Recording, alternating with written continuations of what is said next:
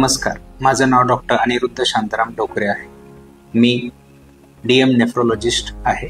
मी नाशिकला care renaissance hospital इथे kidney विकार तज्ञ व किडनी प्रत्यारोपण तज्ञ म्हणून काम करत आहे। या विभागामध्ये आम्ही विविध किडनी पेशंट्सवर ट्रीटमेंट करत असतो।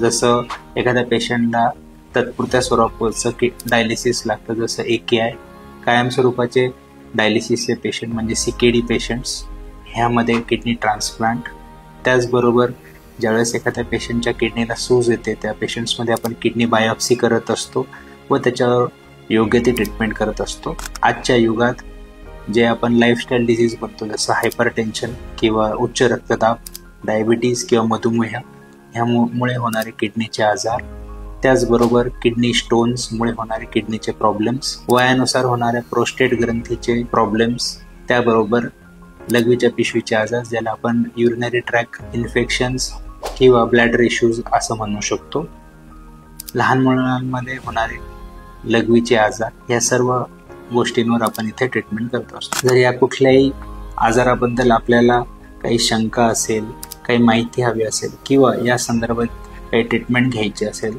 तर आपण केअर रेनेसन्स हॉस्पिटल येथे किडनी विकार डिपार्टमेंटमध्ये किंवा नेफ्रोलॉजी डिपार्टमेंटमध्ये संपर्क साधू शकता। धन्यवाद।